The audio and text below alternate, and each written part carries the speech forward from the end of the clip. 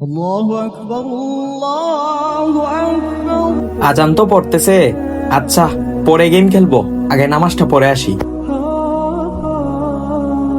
আজকে 3 মাস ধরে আমার টাকা দেয় না। হেরে কল দেই, হে আমার কলই ধরে না। আজকে হের বাসাতেই যাইমু হেরে খুঁজিয়া।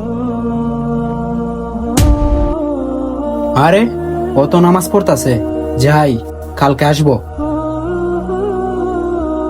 কল দেই, কলও ধরে না।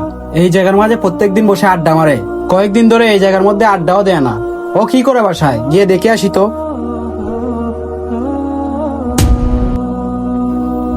কিরে, কয়েকদিন ধরে ও 5 ওয়াক্ত নামাজ পড়তেছে, যাই কালকে আবার আসবো। আজকে 3 দিন ধরে ওর বাসায় আসতেছি, যে সময় আসি ওর নামাজও পাচ্ছি। আজকে ও নামাজও হলেও ওর কাছ থেকে আমার টাকা উদ্ধার করে ছাড়বো। আল্লাহু আকবার, আল্লাহু আকবার। আজান তো পড়ে গেছে, একেবারে নামাজটা পড়েই বাসা থেকে বের হব।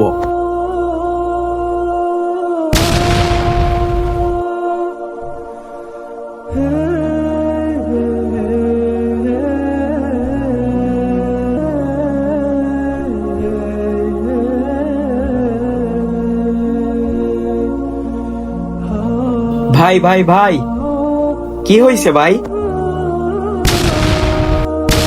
তুই নামাজের মধ্যে ওর গায়ে হাত দিয়েছিস, এটা ঠিক নয়। যখন একজন ব্যক্তি আরেকজন ব্যক্তিকে নামাজের মধ্যে বাধাগ্রস্ত করে, তখন স্বয়ং আল্লাহ তাআলা নারাজ হয়ে যান। যত যাই হোক, নামাজের মধ্যে কাউকে বাধা দেওয়া ঠিক নয়। হে আল্লাহ, তুমি সবাইকে বুঝার তৌফিক দান করো।